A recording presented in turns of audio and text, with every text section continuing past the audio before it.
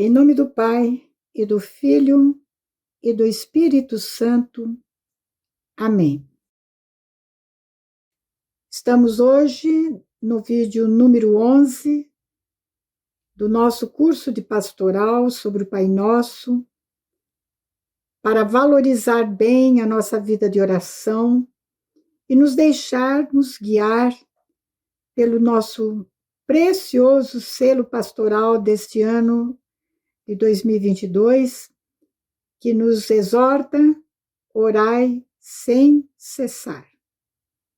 Hoje é dia 28 de abril de 2022, logo mais à noite teremos a nossa Assembleia Geral. Desde já, a todos vocês que nos seguem nesta série de vídeos da nossa formação espiritual, peço a oração, mesmo que seja anos depois da realização desta Assembleia, porque Deus é sempre presente, no ontem, no hoje e sempre. Então, meus queridos, vamos, antes de mais nada, nos consagrar ao Espírito Santo. Espírito Santo, consciente e livremente, como filha de Deus, ao vosso dispor coloco os dons mais preciosos que recebi do Pai, a vida e a liberdade. Podeis dispor de mim como, quando e quanto quiserdes. Inspirai-me sempre na oração e na ação, no pensamento e na intenção, no ouvir, no calar e no falar. Nenhuma fibra do meu corpo, da minha alma e do meu espírito se mova, senão pelo vosso sopro de vida. Por vossa inspiração, eu possa conhecer a vontade do Pai e fortalecer-me no seu incondicional e amoroso cumprimento, a fim de que eu seja sempre radiante manifestação do seu amor. Dai-me o que não sei nem ouso pedir. Tirai de mim o que não consigo ou não quero vos dar. Com toda liberdade, fazei de mim uma verdadeira e amorosa escrava do Senhor. Tudo isso vos peço e espero para o bem da Santa Igreja, pela intercessão de Nossa Senhora, em nome de Jesus. Amém. Rezemos com amor e confiança a oração que o Senhor nos ensinou. Pai nosso, que estais nos céus, santificado seja o vosso nome. Venha a nós o vosso reino. Seja feita a vossa vontade, assim na terra como no céu. O pão nosso de cada dia nos dai hoje. Perdoai-nos as nossas ofensas, assim como nós perdoamos a quem nos tem ofendido. Não nos deixeis cair em tentação, mas livrai-nos do mal. Amém. Nossa Senhora, Mãe da nossa comunidade, Mãe da nova aliança, ensinai-nos a obedecer. Meus queridos, antes de mais nada, depois dessa oração, eu faço um apelo a todos vocês, a que depois de assistir os nossos vídeos, qualquer que seja o vídeo, através de qualquer mídia social, Instagram, Facebook, YouTube, você não deixe de dar o seu gostei. Depois, faça sugestão para melhorarmos.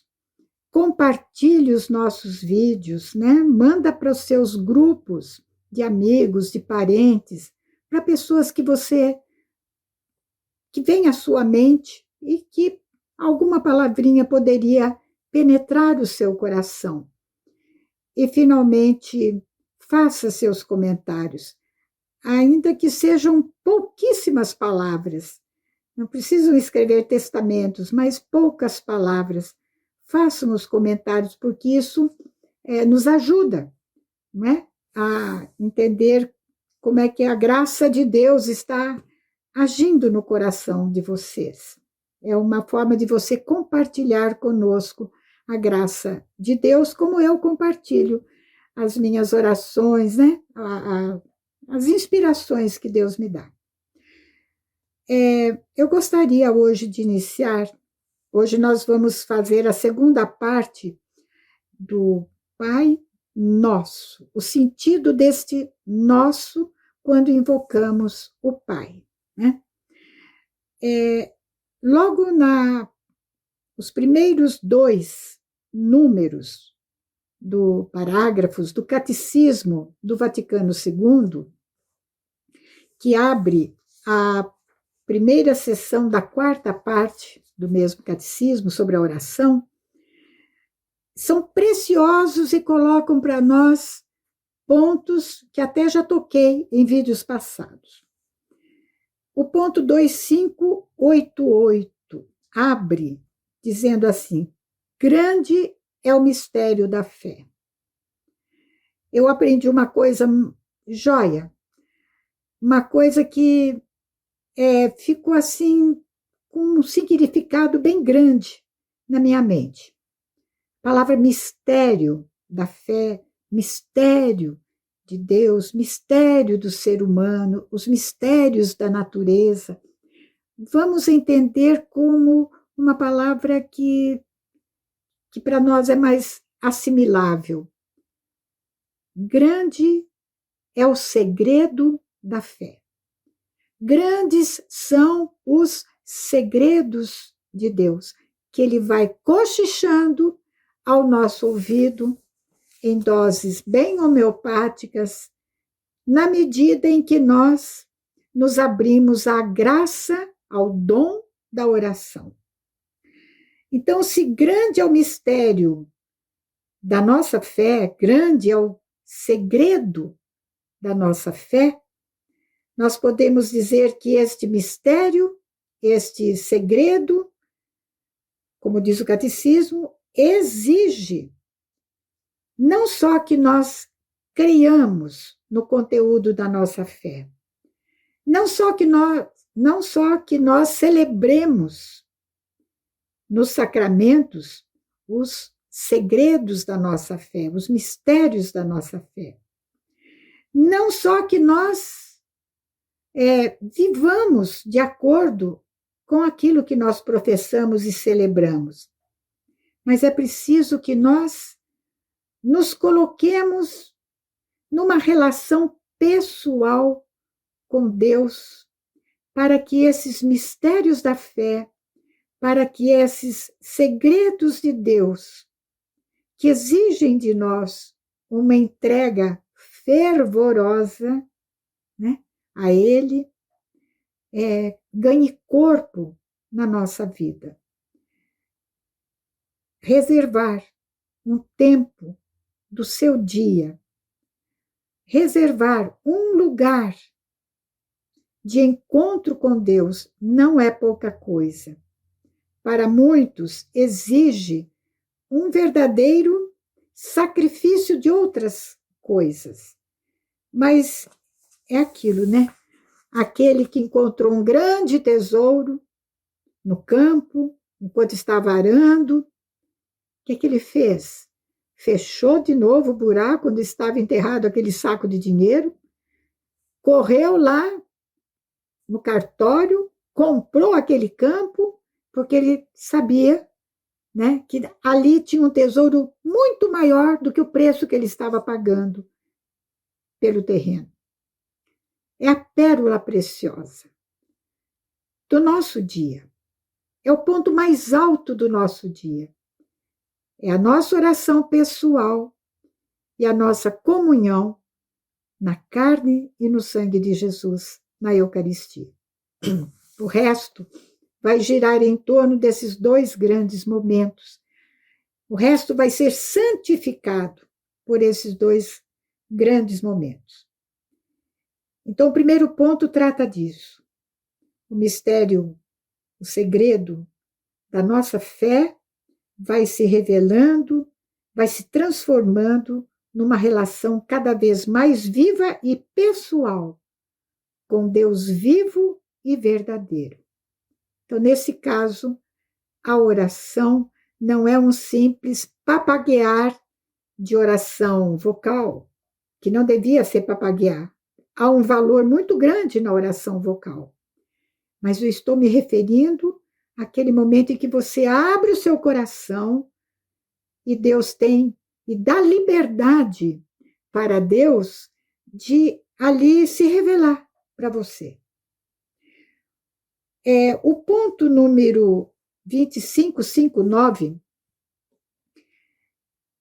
vai falar sobre uma virtude que nós temos que levar em conta como o piso, o ponto de partida do nosso momento de oração. Já falei isso também num dos primeiros vídeos, refletindo sobre as 5 qualidades da oração, segundo Santo Tomás de Aquino.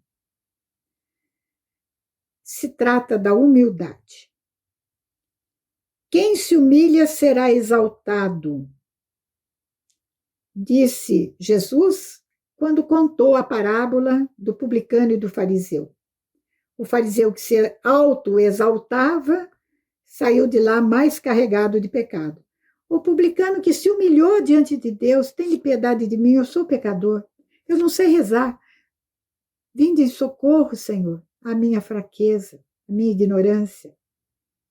A humildade é o fundamento da oração, porque nós não sabemos. E a palavra de Paulo aos Romanos completa: o que pedir, nem como pedir. Colocar-se na presença de Deus consciente de que eu não sei nada. E que se eu sei alguma coisa, foi o que Deus pôs no meu coração, foi o que Deus me ensinou. E eu aprendo muito mais nos momentos de oração do que propriamente nos estudos, a não ser que os estudos se transformem também em momentos de oração. A humildade é a disposição para receber gratuitamente o dom da oração. Por isso, os apóstolos pediam, né? Jesus, ensina-nos a rezar. Qual é o nosso assunto de hoje, então? Isto foi apenas uma introdução, porque vocês estão nos para-casas, né? Vocês estão fazendo o seu para-casa no Catecismo do Vaticano II, e eu seguindo Santo Tomás de Aquino e o Catecismo de Trento, que é uma preciosidade igualmente. Então, hoje nós vamos ver, assim, do lado do Catecismo de Trento, como é que a nossa relação com Deus Pai nosso tem que haver, incide, deve se refletir na nossa relação com o próximo. Então, a oração do Pai Nosso não é apenas uma oração que nos eleva a Deus, não é só isso, mas ela nos faz voltar o nosso olhar para o nosso próximo, que é o outro eu, né? O próximo é um outro eu. Se Deus é Pai nosso, os filhos do Pai, que é nosso, é um Pai comum a todos, decorre daí que nós somos todos irmãos. Irmãos na fé, irmãos espirituais. E a gente sabe que os laços do espírito, os laços espirituais são muito mais fortes do que os laços biológicos, que são fortíssimos, mas os que Deus uniu, o homem não separe. Isso não é só para a vida matrimonial. É sobretudo para as grandes famílias espirituais constituídas dentro da igreja, entre as quais está a nossa querida comunidade católica Nova Aliança. Um grupo, uma família de irmãos. Há um ditado, uma frase que eu encontrei na internet que me fez refletir muito. Diz assim: existe um grande segredo para a gente entender um pouquinho os laços que nos unem por sermos da mesma família humana e dentro da família humana sermos membros de uma mesma família espiritual. Diz assim: nenhuma corrente é tão forte quanto seu elo mais fraco. Olhem, eu tenho uma correntinha aqui.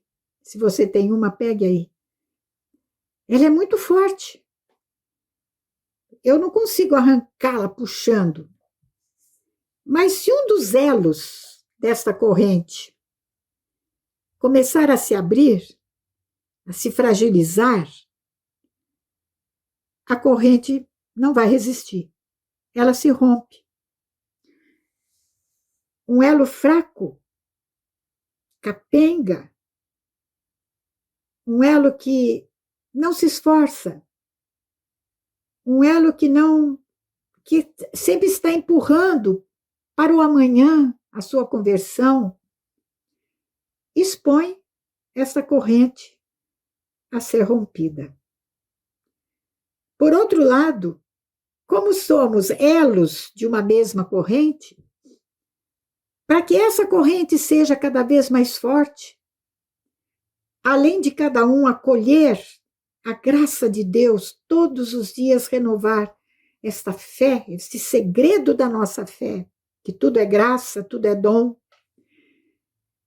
O esforço que nós fazemos é para reforçarmos os elos todos que estão unidos conosco. Todos os elos devem se esforçar para me manter íntegra, inteira, na união com os demais elos da corrente. Eu espero estar sendo clara no que estou falando. Vamos ao Catecismo Romano, também chamado Catecismo do Concílio de Trento. Se vocês puderem adquirir no seu aniversário, peça de presente para alguém, me dá o Catecismo de Trento. Vocês vão ver que maravilha que é, igualmente, né, ao nosso Catecismo amarelinho. Então, um dos pontos que o Catecismo Romano comenta sobre esse nosso, né, nós nunca rezamos Pai meu. Mesmo quando eu estou rezando sozinha, nós nunca rezamos, eu nunca posso rezar Pai meu. O pão meu de cada dia me dai hoje, perdoa os meus pecados. Não me deixes cair, nada no singular. É uma oração que Jesus nos ensinou deste modo para reforçar entre nós os elos que nos unem. O elo que nos une a Deus e entre nós que somos irmãos em Jesus Cristo. Então, o Catecismo diz que somos membros de uma comunidade de irmãos vinculados pelo dever do amor fraterno. Vou repetir. Nós somos membros de uma comunidade, a comunidade cristã católica, a comunidade Nova Aliança, de irmãos vinculados. O que quer dizer isso? Irmãos ligados. Irmãos como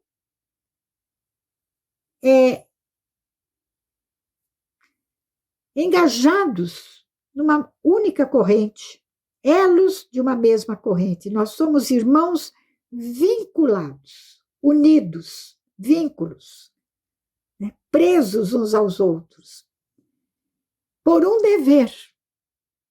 Não é optativo, não é um querer segundo a minha visão, segundo o meu tamanho, não. É um dever do amor fraterno. Morrer para mim, para dar vida pelo outro. Né? Saber sacrificar meu tempo para sentar com o outro, escutar um pouquinho o que ele precisa desabafar, dar uma palavra de conforto para quem está enfraquecido, né? De consolo para quem está triste, né?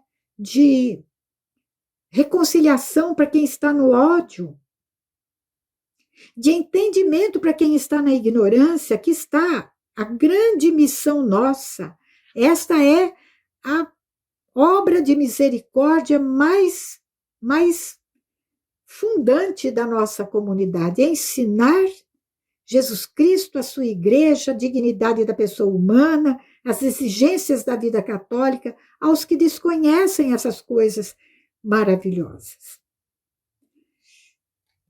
Portanto, um elo quebrado é mais forte do que toda a corrente, porque põe tudo a perder.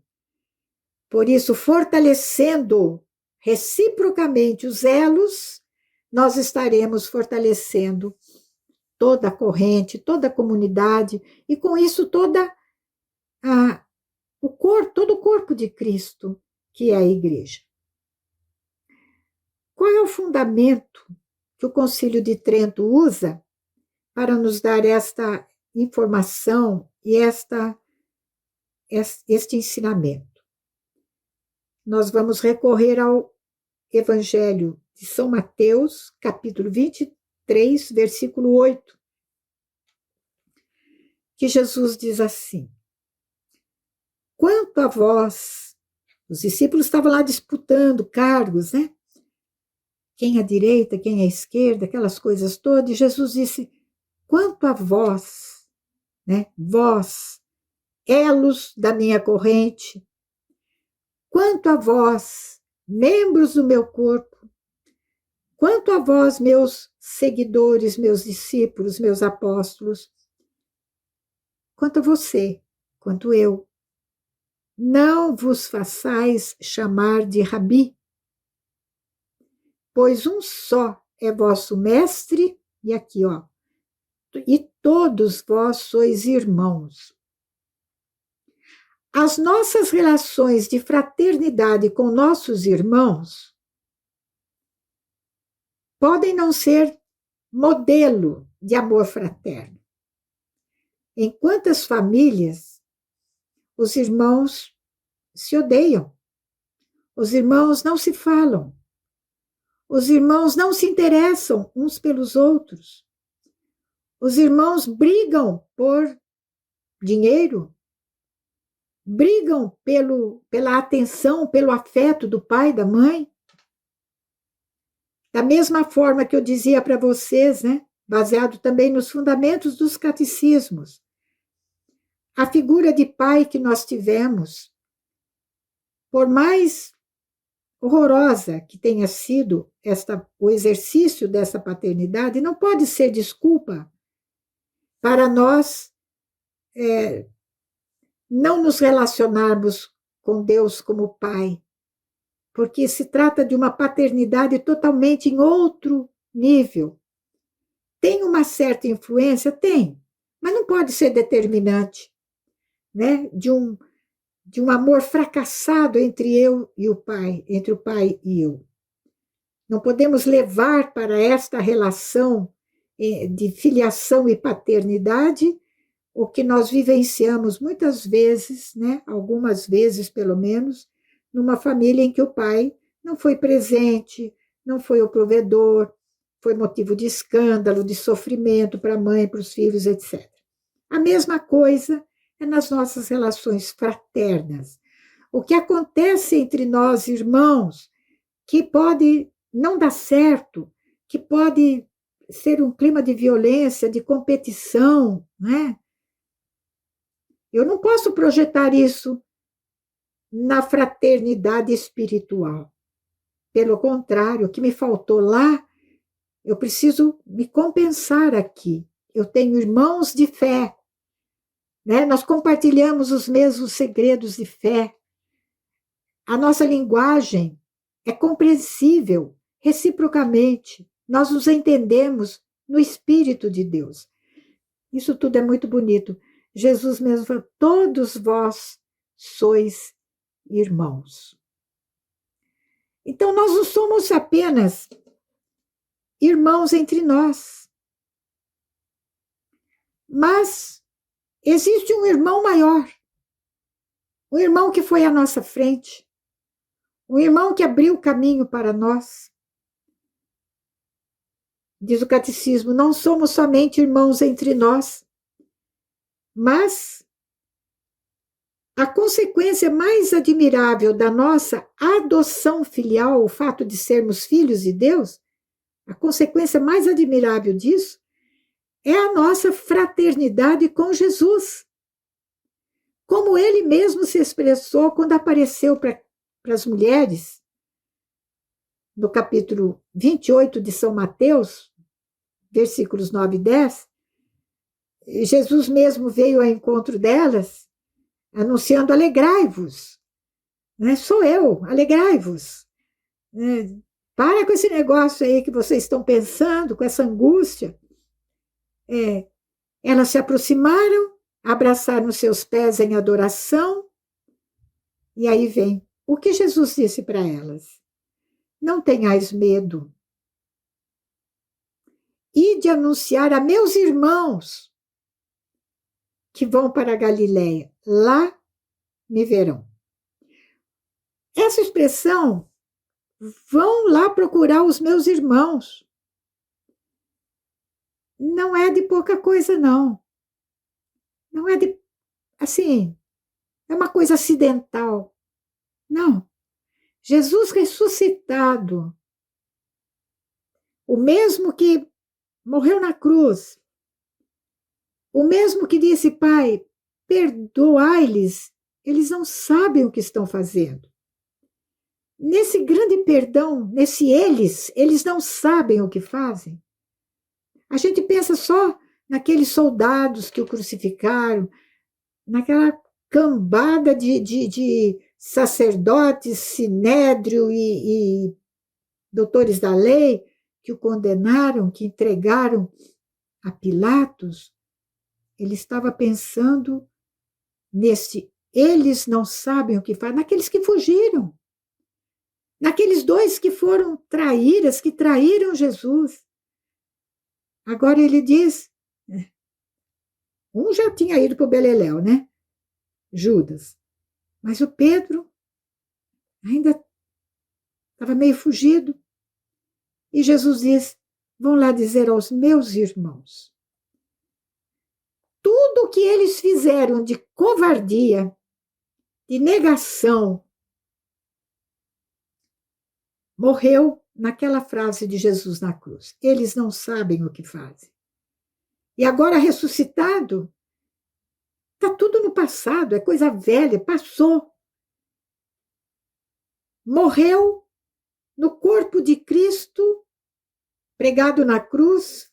Ali foram pregados os nossos pecados, as nossas traições, o documento que nos acusava diante de Deus foi anulado, foi anistiado, foi mais do que anistia, gente, ele foi redimido. Cristo pagou o preço da nossa redenção, da nossa salvação.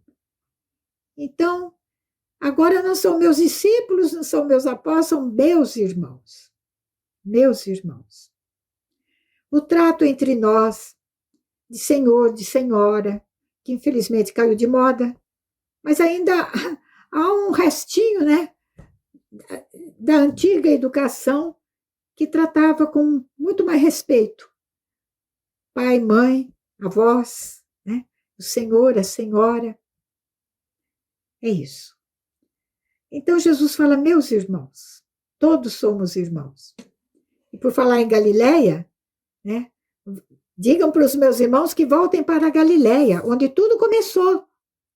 Isso é o sentido da Galileia, onde tudo começou, para eles recordarem como foi o chamado lá na beira do lago de Genezaré, de Tiberíades, né? Da Galileia, o mar da Galileia.